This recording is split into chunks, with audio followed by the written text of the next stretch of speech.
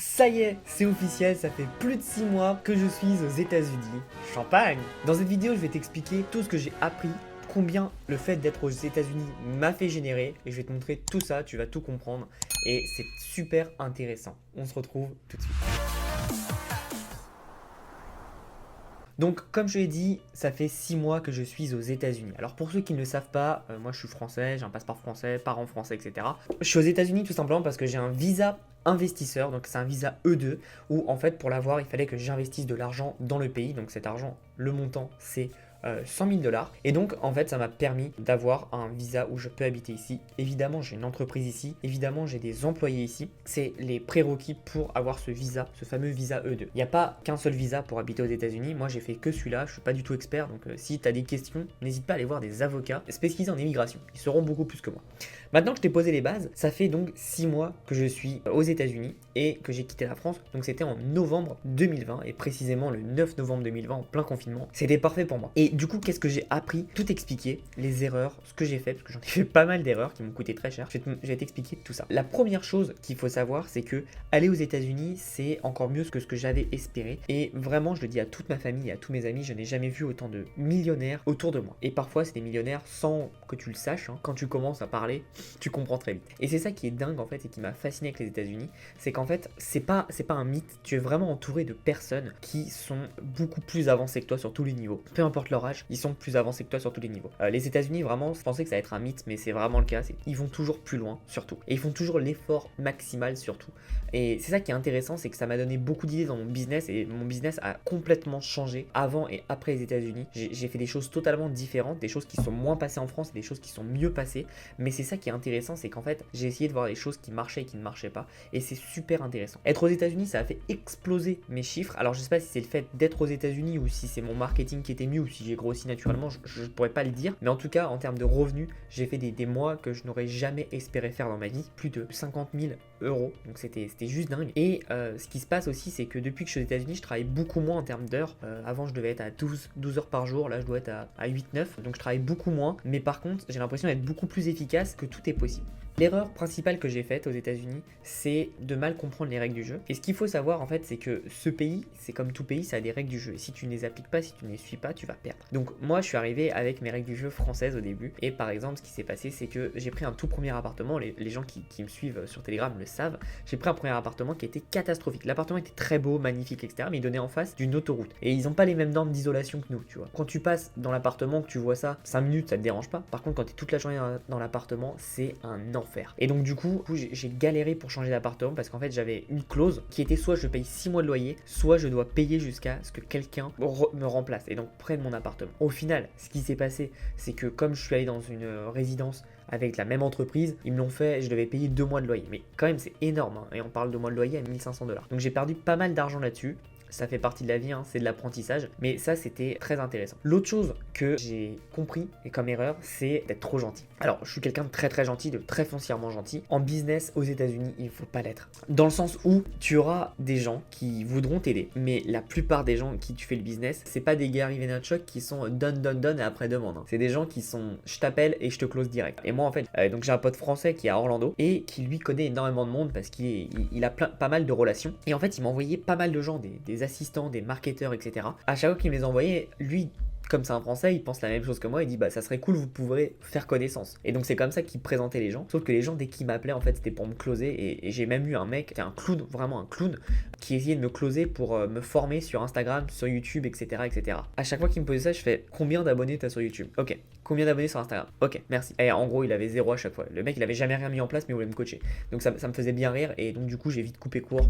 Et je lui ai dit, écoute, j'ai pas besoin de toi, j'ai pas besoin de ça. Vraiment, tu vois, mon business, tout ce que tu peux m'apprendre, je pense que je le maîtrise 3 fois mieux. Et c'est pas prétentieux, c'est juste la réalité. Je vais pas aller apprendre à un joueur de NBA comment jouer au basket, tu vois. C'est exactement la même chose. Alors attention, hein, je dis pas que je suis un joueur de NBA, mais vous avez compris la métaphore. C'est que moi, je l'ai mis des choses en place, lui, il a jamais rien mis en place et il veut m'apprendre des choses. J'étais un peu étonné au début qu'ils soient tous vraiment à fond dans le closing. Et au final, bah, c'est comme ça que ça se passe ici, donc faut pas se sentir gêné. Pour moi, c'est encore pas naturel, faut que je le mette en place et que je l'apprenne. Mais c'est super intéressant de voir que bah, des gens, des tracteurs, quoi, ils foncent partout et ils te déboîtent tout ça. Autre chose aussi, comme je disais, il y a jamais eu autant de millionnaires autour de moi. Alors c'est la première chose, c'est déjà que je sors beaucoup plus. En fait, en arrivant à Orlando, je me suis donné une règle, c'est de dire oui à tout. Yes. Yes.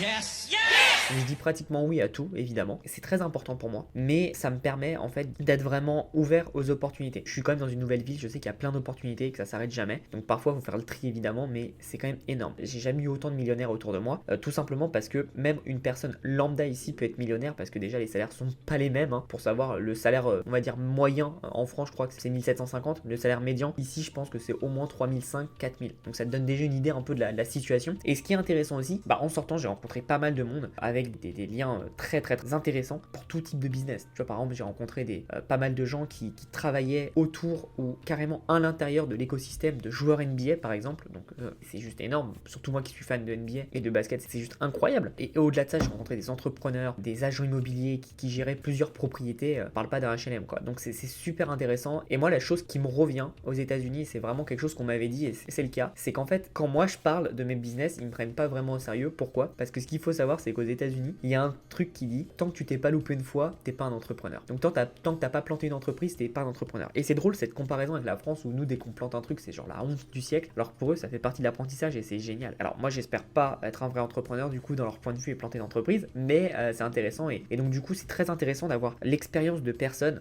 et pouvoir échanger avec eux. Honnêtement, on apprend beaucoup. Et c'est vrai que moi, j'adore lire des livres. Là en ce moment, je lis ce livre-là que justement mon pote m'a passé. Très bon livre d'ailleurs pour savoir comment avoir un mindset de millionnaire, se prendre pour des gens sur Instagram. Très intéressant. Il y a les livres, c'est très bien, j'adore les livres, mais rencontrer des personnes, vivre leur expérience, comparer, parler avec eux, c'est un autre prix. Et c'est vrai que là, j'ai accès en fait à un réseau de personnes ultra douées dans leur domaine. Et c'est même pas forcément que sur l'argent, c'est vraiment ils ont accompli des choses et c'est très intéressant. Alors attention, je vous vois venir, pensez pas que tous les jours je suis en train de me prendre des huîtres dans des grands restaurants. Pas du tout. C'est juste que en fait, tu vas au Starbucks, boum, tu rencontres des gens qui ont mis des choses en place. Tu vas te balader, tu vas faire tes courses, tu peux rencontrer des gens. Et ça, c'est aussi quelque chose de très américain. Ils ont quelque chose qu'on appelle les pep talk. C'est en fait, en gros, ils te connaissent pas, mais ils engagent la conversation très rapidement. Et moi, c'est quelque chose, moi, pour ceux qui me connaissent personnellement, je suis un ours. J'ai du mal à sortir, etc. Donc, je suis un peu décontenancé quand ça m'arrive parce que je sais pas s'ils veulent poter avec moi ou s'ils veulent juste parler vite fait.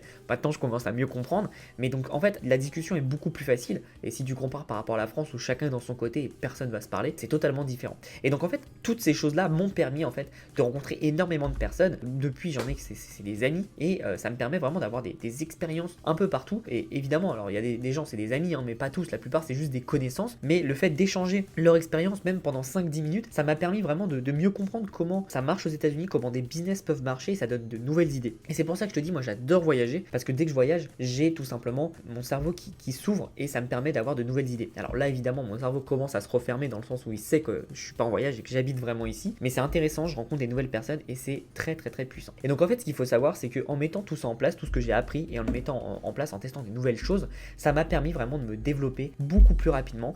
Notamment, faut regarder avec la chaîne YouTube, l'idée de la chaîne YouTube, c'est que je parlais à quelqu'un qui lui le faisait déjà sur Instagram aux États-Unis. Je l'ai jamais vu en France, je l'ai jamais vu sur Instagram même en France. Et donc je me suis dit, attends, il y a peut-être un truc à faire, ça peut être intéressant. Et en fait, ça m'a permis d'exploser mes résultats sur YouTube. Alors évidemment, c'est un prix, c'est un coût, mais très intéressant. C'est des idées en fait un peu novatrices et j'adore moi tester des idées novatrices. Donc très content d'avoir rencontré ces gens-là. Donc voilà un peu, si je devais te faire mon retour d'expérience 6 mois après, c'est juste génial. Par contre, j'ai l'impression qu'ici, tant que tu as de l'argent, tout se passe bien. Si tu n'as pas d'argent, c'est galère. Très intéressant de vivre aux États-Unis. Moi, ça a toujours été un rêve pour ceux qui le savent. Je suis pas parti pour les impôts ou autre. C'est vraiment un rêve depuis que je suis jeune. Et c'est encore mieux que ce que je l'avais espéré. Et vraiment, quand je vois des gens, je me dis, putain, en France, quand tu as l'impression de travailler comme un fou, mais en fait, pas du tout. Pas du tout. On est vraiment microscopique à côté d'eux. Et ils ont une densité de travail qui est juste incroyable. Et moi, ça va. Je me sens pas trop distancé parce que de base, j'ai une grosse cadence de travail. Mais c'est vrai que ça m'a vraiment fait bizarre. En fait, je comprends pourquoi les Américains, on dit toujours qu'ils sont en avance, etc. Parce que vraiment, ils bossent énormément. Et pour ceux que j'ai rencontrés, du moins, je vais pas faire une généralité évidemment, moi je parle que ceux que je connais, que j'ai rencontrés. C'est des gens qui sont vraiment entrepreneurs. C'est pas genre un job pour un job. C'est vraiment, ils kiffent ce qu'ils font, ils sont passionnés et ça se ressent et ça se voit évidemment dans leurs résultats. Aussi, pour finir, évidemment, on va mettre un petit tacle à la France, mais ici aussi, on va pas se mentir, c'est beaucoup plus facile d'entreprendre. Ici, entreprendre aux États-Unis, entreprendre en France, ça n'a rien à voir en termes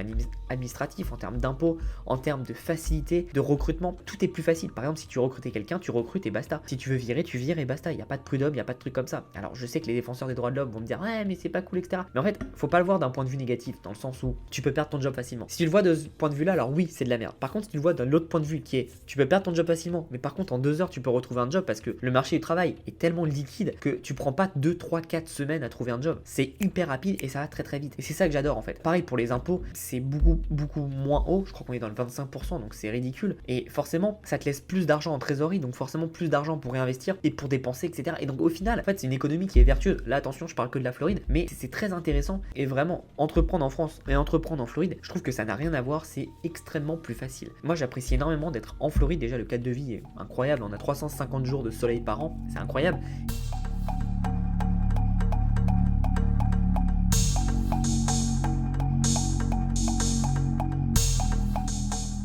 Et en plus, bah, tu rencontres des gens qui te permettent de monter et de te développer beaucoup plus haut. Donc c'est cool. Et puis pour ceux qui ne le savent pas, je suis à Orlando. Et à Orlando, je suis à 1 heure de Tampa, je suis à 3 heures de Miami. Donc je suis quand même très proche de grosses villes avec évidemment plein d'entrepreneurs, plein de business. J'ai jamais eu autant cette impression qu'il y a de l'argent partout. Donc voilà, c'était un peu mon retour d'expérience sur la Floride. Vraiment, cadre de vie génial, hein. Que ce soit personnel ou professionnel, c'est la meilleure décision que j'ai prise de ma vie. Je te ferai un peu des updates sur ce que je pense et ce que j'ai appris des États-Unis. Mais vraiment là, c'est juste dingue. Et je sais qu'à terme, mes résultats vont augmenter parce que j'apprends des choses tous les jours avec des personnes qui sont vraiment plus avancées que moi. Et forcément, quand tu t'entoures bien, tu as des meilleurs résultats. Ah, et aussi, je pensais, par exemple, l'anglais, ça allait être un problème. Alors, je parle très bien anglais, hein. Je fais des petites fautes de temps en temps et j'ai un accent bien français. Mais en fait, non. Les gens font l'effort de pas relever quand je fais des fautes. Honnêtement, depuis 6 mois, je sais que j'ai fait des fautes. En fait, j'essaye de parler aussi vite en anglais que je parle en français. Bonne chance. Et du coup, parfois, je fais des fautes, ça arrive. Et je sais dans mon cerveau que j'ai fait des fautes. Et les gens, en fait, le savent aussi, forcément. Mais ils ne le relèvent pas et je trouve ça très sympa de leur part parce qu'il n'y a rien de plus chiant que quand on te relève H24 quand tu parles bien.